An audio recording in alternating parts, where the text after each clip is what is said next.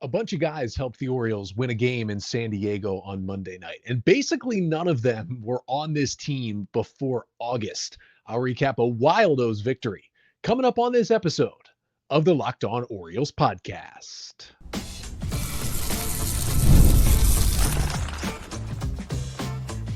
You are Locked On Orioles, your daily Baltimore Orioles podcast. Part of the Locked On Podcast Network, your team every day.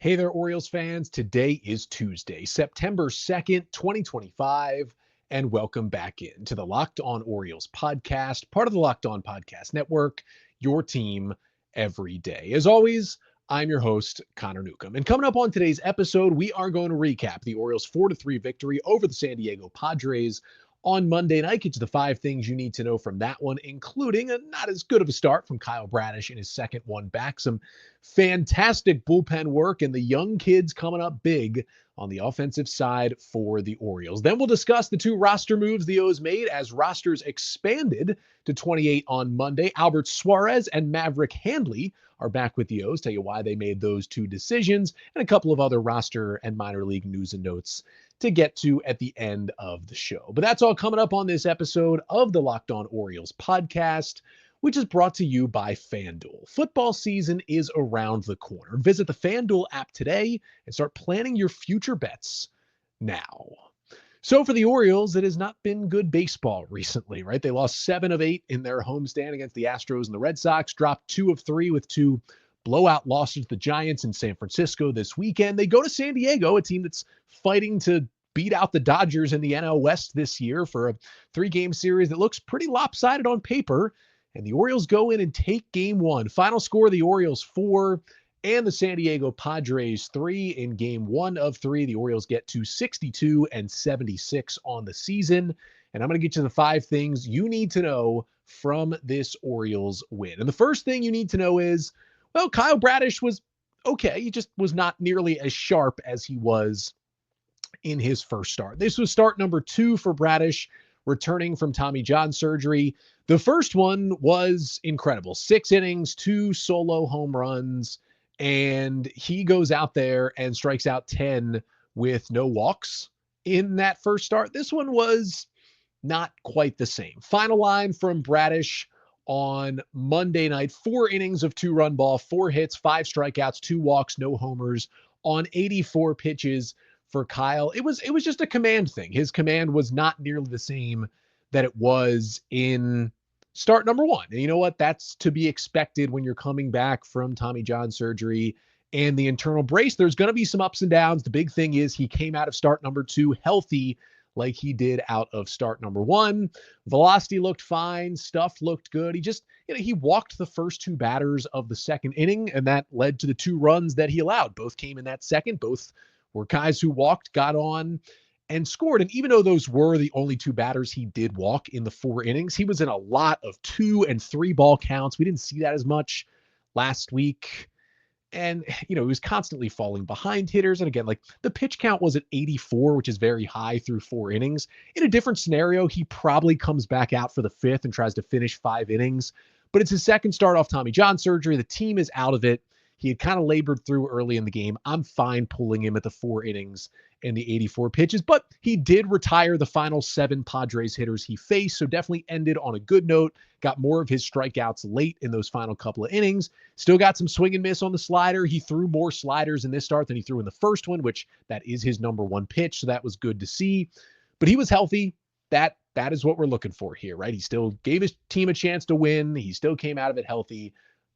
Not as good, but still all good things for Kyle Bradish in start number 2. Second thing you need to know from Monday's win is that Samuel Basallo was just peppering baseballs in this one. Alex Jackson was the catcher on Monday night, but Basallo gets the start as the DH and opened the scoring for the Orioles. A 2-run, 2-out double off Dylan Cease in the top of the second inning, put the O's up 2-0. It was a long battle with Cease, got a 3-2 pitch, 97-mile-per-hour fastball that admittedly caught a lot of the plate, but Basallo did not miss it. Smoked it back up the middle into right center field. 110.2 miles per hour exit velocity on that one to give himself a 2-run double. And I love the hustle as well. Like, that ball looked like a single off the bat, especially for a guy with Basallo who, doesn't have the most speed in the world, but for him to turn that into a double was pretty impressive as well to get the Orioles on the board. Then he roped another double into the right field corner against Cease in the fourth inning as well. Didn't hit that ball nearly as hard, but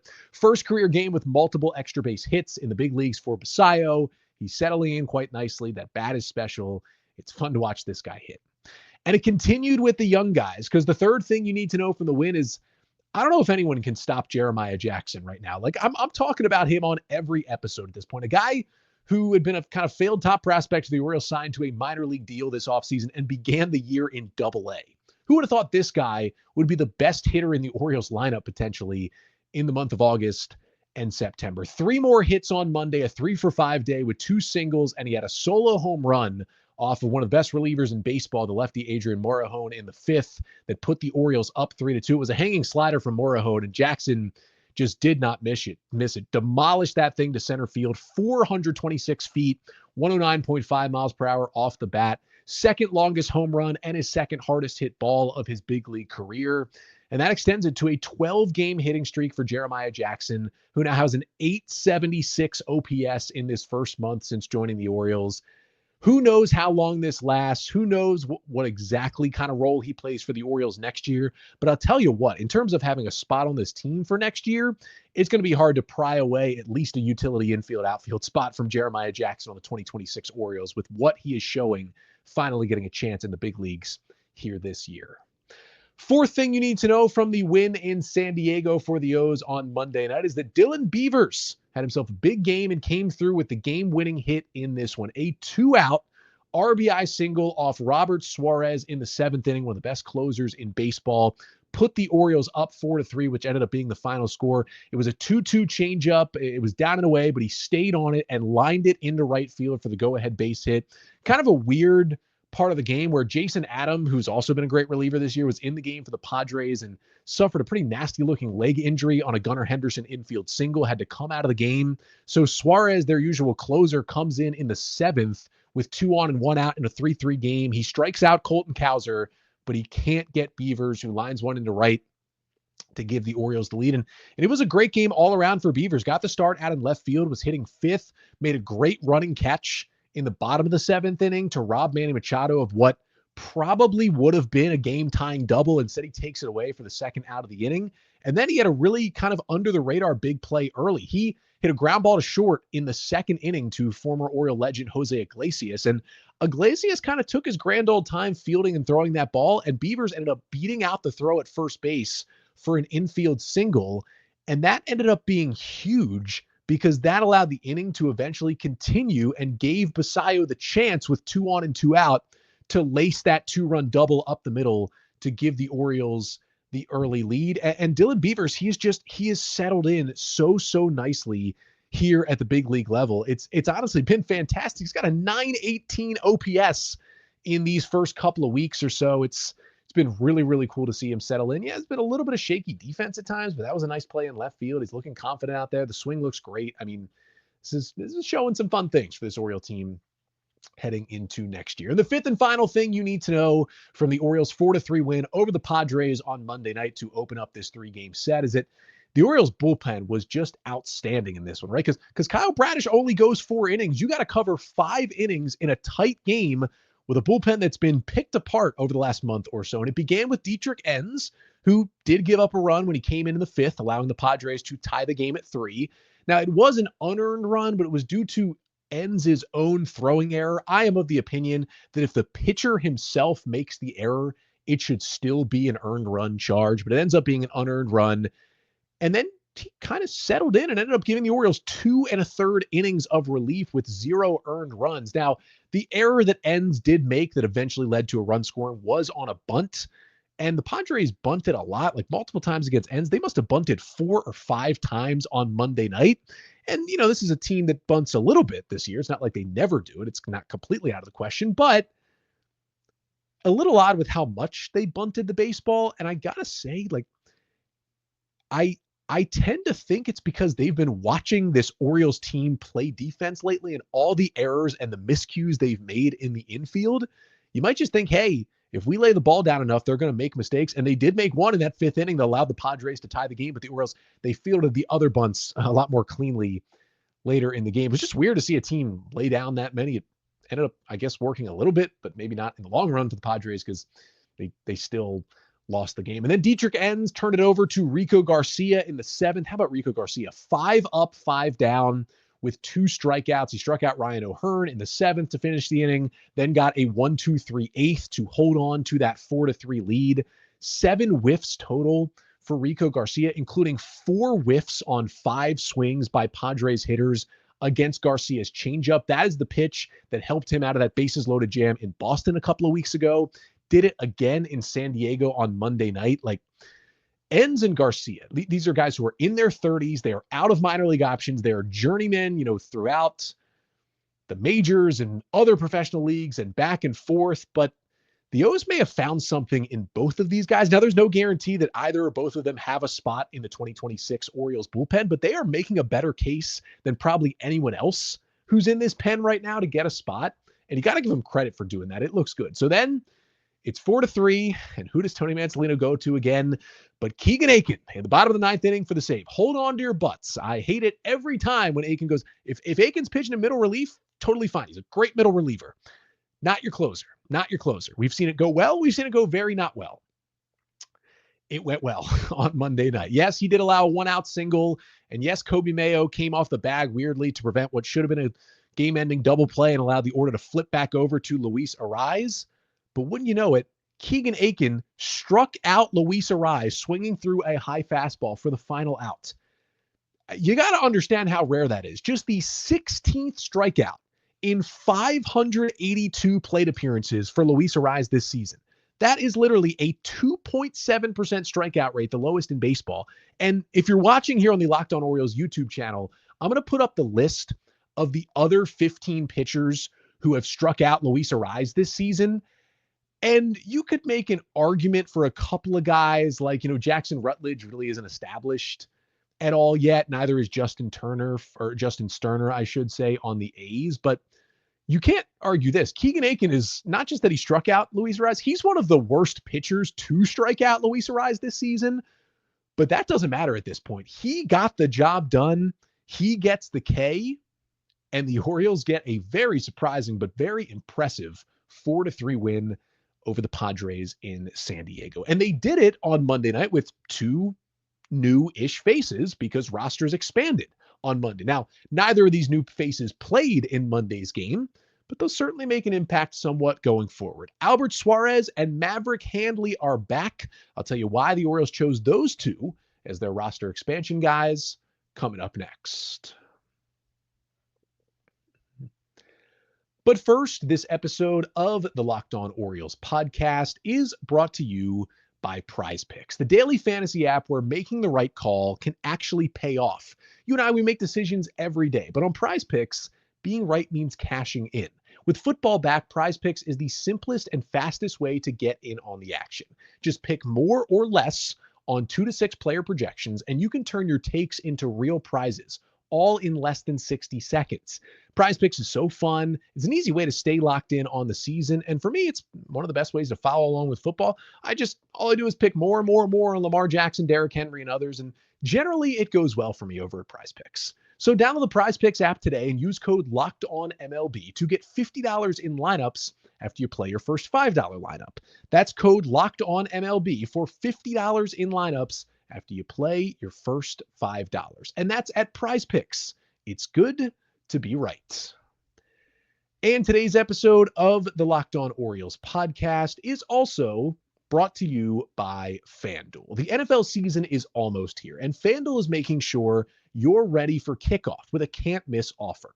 Right now, new customers can bet just $5, and if your bet wins, you'll get $300 in bonus bets to use across the app. FanDuel's great because it fits kind of however you like to bet and watch the game, player props, same-game parlay, even jumping in live as the action unfolds. It's quick and easy, and it can make the Sundays have a little bit more energy in football season. So are you ready to play? Download the FanDuel app now by visiting FanDuel.com to get started. That's FanDuel.com to place your first $5 bet. So the Orioles get the 4-3 win over the Padres on Monday night to open up the series. And they did it with two extra faces in the dugout who they did not use, but it was roster expansion day. Remember, every year on September 1st, you get to expand your active roster from 26 to 28 players, meaning you can add one extra pitcher and one extra position player to your roster.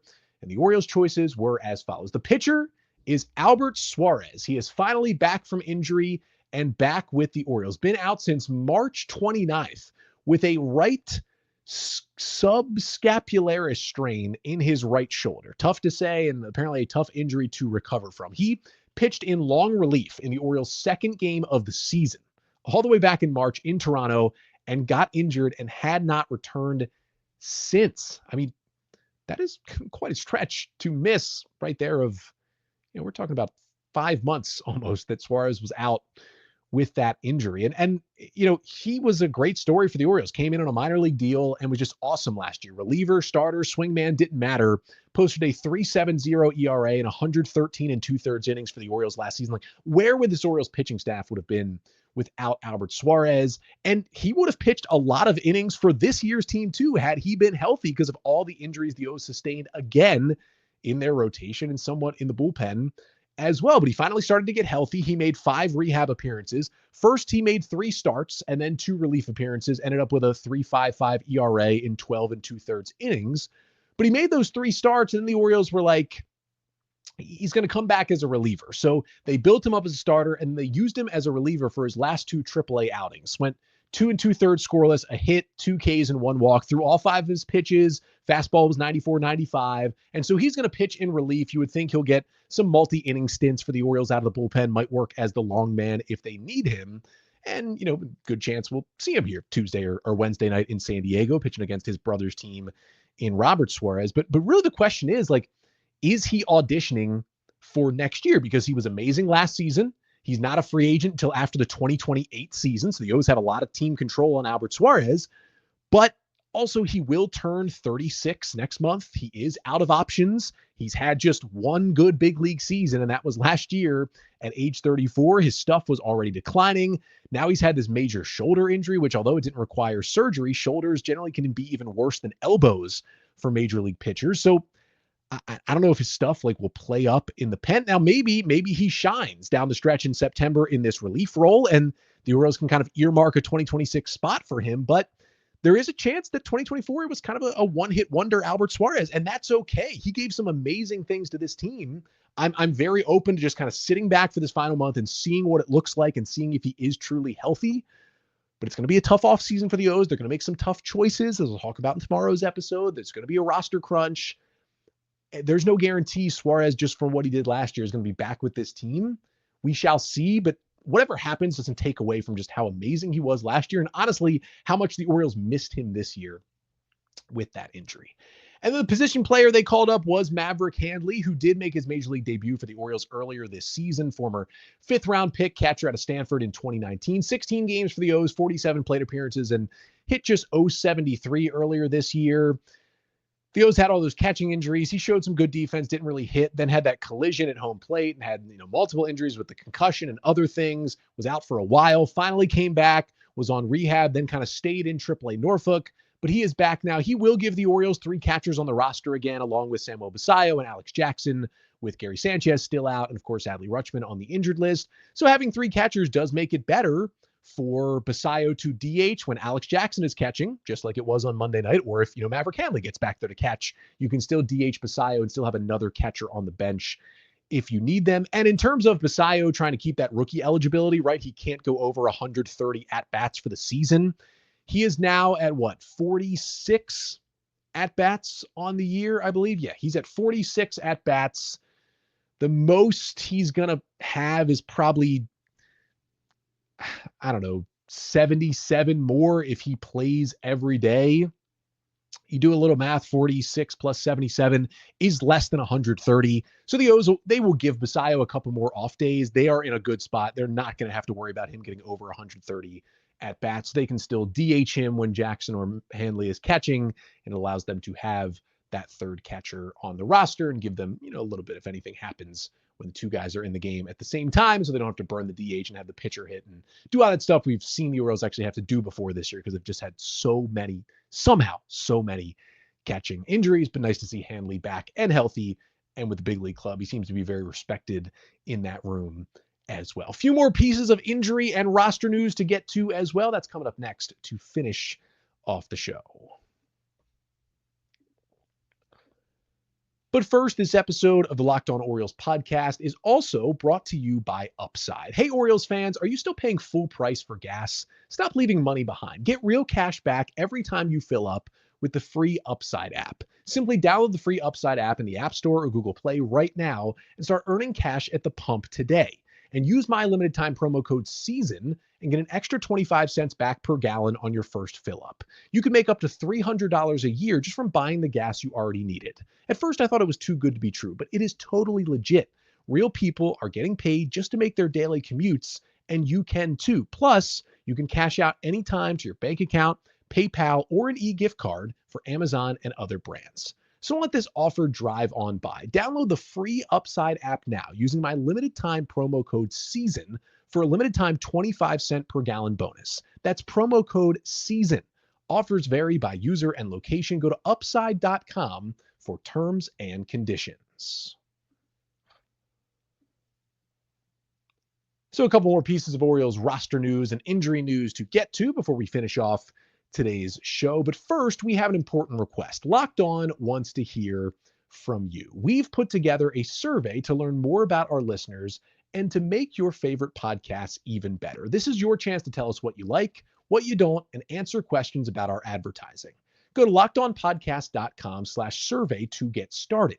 Everyone who completes a survey will be entered for a chance to win one of 10 $100 Amazon gift cards. Again, that's lockedonpodcast.com/survey. You can also find the link in the show notes. Thanks for helping us out here at Locked On Orioles and the Locked On Podcast Network. So for the Orioles, a couple of other pieces of roster news and notes to get to here on a Tuesday episode. And we begin with Jorge Mateo, who it was talked about. There was a chance that instead of Maverick Handley, that Jorge Mateo coming off the injured list was going to be the hitter added to the expanded rosters on Monday, but that was not the case. Tony Mansolino said he's going to need a couple more days. Now, he's played in 8 rehab games in AAA since August 20th, coming back from the elbow injury, and then he had the hamstring injury while he was rehabbing from the elbow injury, and that set him back for a whole lot longer.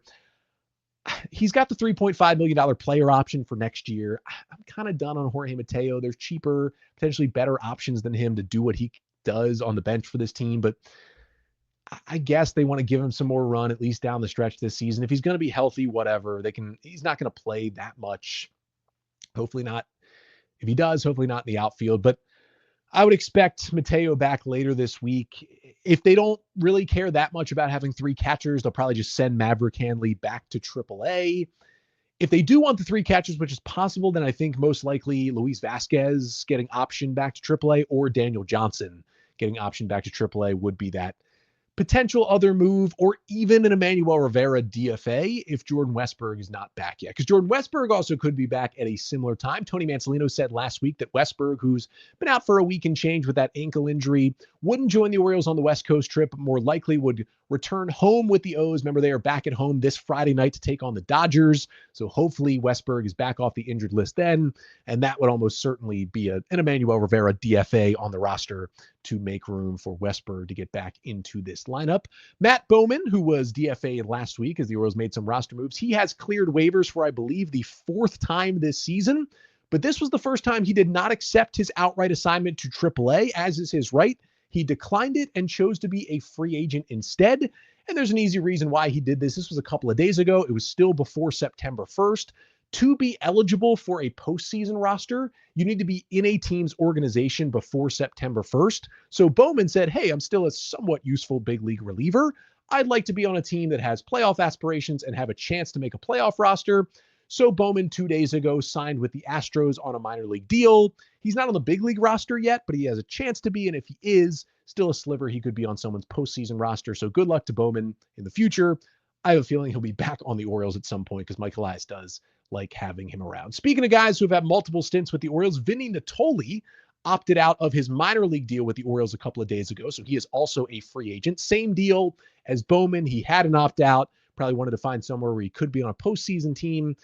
Doesn't look like it's going to be the case for Natoli, who has not yet signed a new deal with a new team. Natoli, a 34-year-old right-handed reliever who pitched for 2 games for the Orioles last year. Then he was bouncing around with other teams. Orioles signed him to a minor league deal this year on July 23rd. In AAA Norfolk, 10 games, 11 1/3 innings, 6.35 ERA, 11 hits, 9 strikeouts, and 4 walks. Good luck to him as he looks for his next opportunity in professional baseball. And Cody Poteet, another right-handed reliever, was outrighted off the Orioles 40-man roster this week and chose to become a free agent. Poteet, a 31-year-old right-hander who came to the Orioles from the Cubs in a small trade all the way back on March 29th. You may know the name Cody Poteet because he was the one player that the Yankees sent to the Cubs in the Cody Bellinger deal, which was essentially a salary dump, and Bellinger's been great for the Yankees. Orioles called up Poteet on April 20th because they needed a fresh arm. They needed a million fresh arms at that point. And he was really bad and pitched in that horrible 24-2 Easter loss to the Reds, got injured in that outing, went on the injured list with right shoulder inflammation, and has been out for 4 months since then. Now, he never got surgery, returned to pitch in 2 rehab games in AAA Norfolk this week, but the Orioles decided to put him on waivers, take him off the 40-man roster, ended up clearing the spot kind of eventually in a roundabout way for Albert Suarez. And so Cody Poteet will be looking for his next big league job. The Orioles also released Franklin Barreto, an infielder who they had signed to a minor league deal this offseason, been in the big leagues before with the A's and other teams, then sustained an injury in spring training and never appeared in a game in the minors for the Orioles this year. They were letting him rehab, and then they have released him. And finally, the Orioles made some minor league promotions on Monday, which they tend to do near the end of the season because a lot of the other shorter season minor league seasons are wrapping up. Bowie, Aberdeen, Delmarva almost done. Norfolk will go for the rest of the year. But the biggest one is Enrique Bradfield Jr., the Orioles' first-round pick, the center fielder out of Vanderbilt back in 2023, who's been a good prospect, but has had multiple hamstring issues this season. He's back and healthy. He was playing well in AA, and Bradfield was promoted to AAA Norfolk on Monday. He will presumably make his Norfolk debut tonight. We'll finally get some data on Bradfield, kind of how hard is he hitting the ball, watch him run around on the bases and out in center field. A good next step that puts him in a better spot to potentially, if next year goes well in AAA, debut for the Orioles some point, maybe late in the 2026 season. So really good news there for Enrique Bradfield Jr. That'll do it for today's episode. Thank you so much for tuning in. Make sure to follow the show and subscribe. Leave a 5-star rating and a review on Apple Podcasts or Spotify. It really helps us out. We're also here on YouTube. Make sure to like, comment, and subscribe to the Locked On Orioles YouTube channel. And if you want to talk ball, you have Orioles questions, whatever it may be, you can always email me, lockedonorioles@gmail.com. Now, if you've been a listener to this podcast for a while, you know the deal. When the Orioles are on the West Coast during the week, because of my 9-to-5 job, when they play a late game like tonight, 9:40 p.m. Eastern time, Orioles and Padres, just impossible for me to stay up the whole way, record an episode, do my notes, edit it, publish it, get it ready for the next morning. It's just not going to happen. So I'm still going to have an episode out for you tomorrow. It's going to be a look at kind of the impending 40-man roster crunch for the Orioles this offseason, doing kind of a deep dive on what this roster is going to look like, who's going to stay, who's going to go, of all these guys kind of auditioning for a spot right now. Then I'll be back after that. That'll be the Wednesday episode. I'll still have a Thursday episode because Wednesday's game is a day game, Orioles and Padres at 4:10. I'll have a recap of both game 2, Tuesday's game, and game 3, Wednesday's game on Thursday's episode. And that includes the season debut for Tyler Wells. Yes, Tyler Wells, coming off the injured list after the elbow surgery last year, gets the start for the Orioles tonight, making his 2025 O's debut, going up against the veteran Yu Darvish, who will pitch for the Padres. And then Wednesday's day game is Cade Povich for the Orioles, and Orioles legend Nestor Cortez Jr. goes for San Diego in that one. O's will have to make a roster move on the 40-man and the active roster to get Tyler Wells here. My assumption would be that one of the relievers with minor league options will go back down. At this point, that's Grant Wolfram, Cade Stroud, and Yennier Cano. Wouldn't be super surprised if Cano actually ends up in AAA for a couple weeks here with his struggles lately. But again, back tomorrow with the 40-man roster crunch, then the next day talking about Tyler Wells' season debut. But until then, I'm Connor Newcomb, and this has been the Locked On Orioles podcast, part of the Locked On Podcast Network. Your team every day.